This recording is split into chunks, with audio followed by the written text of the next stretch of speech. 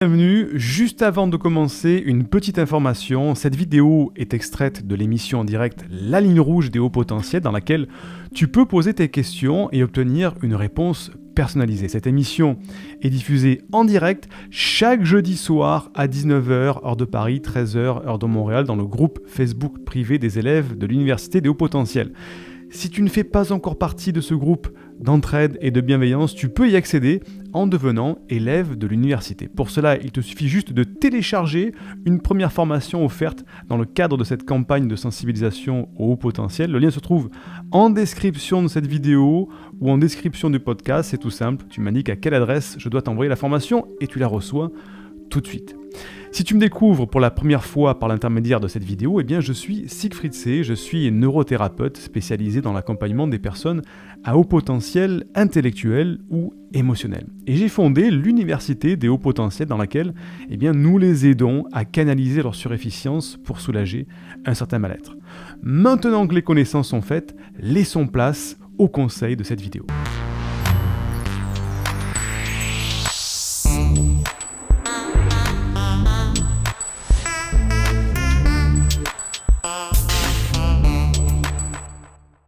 Question suivante de Camille. Camille qui me dit « Bonjour, est-ce que souvent rêver de voyages interstellaires, de vaisseaux ou de voir la Terre est fréquent chez les hauts potentiels en général? Pourtant bien ancré, je pars souvent par période dans l'espace. Merci. » Alors c'est Camille qui nous pose cette question-là. Alors Camille, il aurait fallu me donner... Alors c'est vrai que j'ai dit de poser des questions assez concises, courtes, et j'aurais besoin d'un petit peu plus de contenu par rapport à ça. Tu me dis que, est-ce que souvent rêver de voyages interstellaires? Alors de quels rêves on parle? Est-ce qu'on parle des rêves nocturnes ou diurnes? Ce sont des rêves nocturnes, là c'est l'inconscient qui va parler. Ce sont des rêves diurnes où tu es comme ça, assis à ton bureau, et puis tu rêves de partir dans l'espace, etc. Tout ça, c'est pas vraiment la même chose. On va voir ça. Donc, est-ce que souvent rêver de voyages interstellaires, de vaisseaux ou de voir la Terre est fréquent chez le potentiel en général, pourtant bien ancré, donc tu me dis que tu es quelqu'un qui est quand même assez ancré dans la réalité, tu n'es pas perché dans la spiritualité ou paranormal a priori. Je pars souvent par période dans l'espace. Alors, il y a encore une fois, il y a deux réponses à cette question-là, Camille. Il y a la réponse très scientifique et la réponse un petit peu plus ésotérique, spirituelle, voire même paranormale. La réponse scientifique, c'est que, effectivement, les hauts potentiels sont des rêveurs créateurs. C'est-à-dire qu'on a une forte côté émotionnel et on est intéressé, pas pour tous, mais par certains, on est intéressé par tout ce qui touche à la science, l'univers. On arrive à avoir cette capacité d'abstraction, de prendre beaucoup de recul pour voir les choses de manière très globale. Très global à un point, on se dit, mais oui, voilà, il y a la Terre, il y a la Terre, il y a le système solaire, il y a la galaxie, après la galaxie, il y a l'univers, et après l'univers, qu'est-ce qu'il y a? Il y a peut-être les multivers, et après tout ça, qu'est-ce qu'il y a? Et en fait, on a tellement une capacité à prendre du recul sur tout ça, que parfois, on se prend à rêver de voyager de manière diurne, la journée, à se faire un tour, voir la Terre d'en haut, aller voyager dans les galaxies, tout ça. Moi, je sais que ça m'arrive très fréquemment. C'est pas pour rien que je suis un fan de Star Wars, que derrière, vous avez vu, il y a un petit décor avec... D'ailleurs, on en parlera un jour de ce décor, avec plein de symboles dessus, sur l'espace, la galaxie, etc. J'adore ça, et ça fait partie un petit peu de haut potentiel. Pas de tous, mais quand même d'un certain nombre assez conséquent. Donc ça, ce sont les rêves diurnes. Après, pour ce qui parle des rêves nocturnes, là, encore une fois, c'est l'inconscient qui se libère, et ça peut être parfois lié à l'envie de voyager, l'envie de prendre de recul, l'envie de beaucoup de choses qui s'expriment dans la nuit.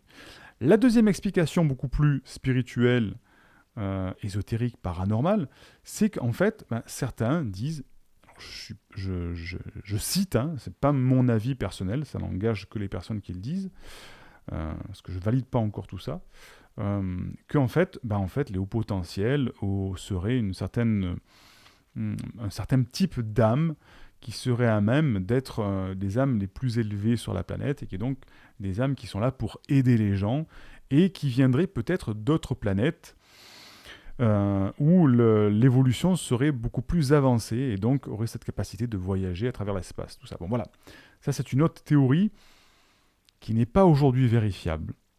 Elle a beaucoup d'adeptes, certes, Moi, je ne valide que de causes à effet et de faits scientifiques que l'on peut prouver. Tout ce qu'on ne peut pas prouver, j'ai du mal à le partager. Moi, il faut que j'expérimente pour dire que ça ne fonctionne pas.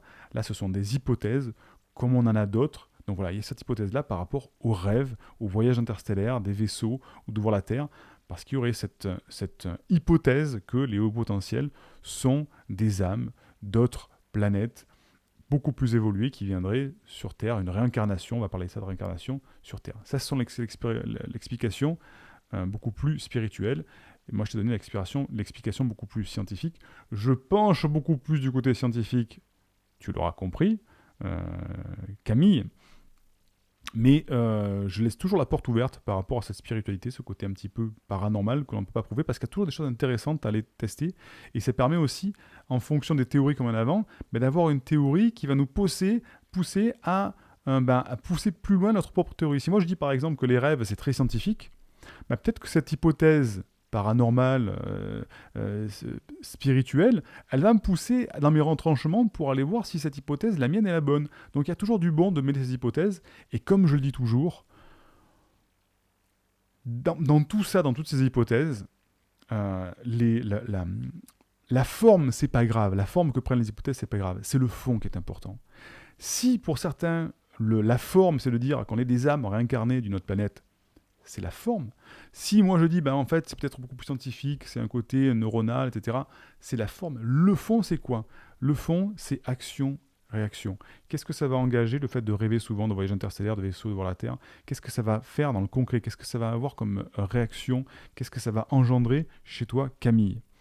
Est-ce que c'est quelque chose qui va te faire plaisir, qui va te permettre de prendre du recul ? Voilà, il faut voir les actions dans la matière. On est dans un monde de matière, quelle soit notre hypothèse, on est dans un monde de matière, et il faut se consacrer à ce qu'il y a dans la matière. Et qu'est-ce que ça nous amène de rêver, que ce soit de rêver d'ange, d'incarnation, ou de dire qu'en fait c'est très scientifique, c'est très rationnel, c'est très ancré. Mais en fait, qu'est-ce que je vais pouvoir en faire de tout ça ? Et c'est là que ça devient intéressant, quand on fait des choses dans la matière, puisque nous sommes faits de matière, cher Camille. J'espère que je t'ai répondu, Camille. Indique-moi en description à quelle adresse t'as envoyé la formation offerte qui s'intitule « Canalise tes pensées envahissantes et profite de l'instant présent ». Et surtout, partage cette vidéo à une personne de ton entourage que ça pourrait aider. Et n'oublie pas, comme le disait Einstein, la folie c'est de faire toujours la même chose et de s'attendre à un résultat différent. Si tu veux t'épanouir avec la douance, c'est le moment d'utiliser le bon mode d'emploi, celui qui fonctionne avec toi, et de changer pour faire de cette terre un monde meilleur.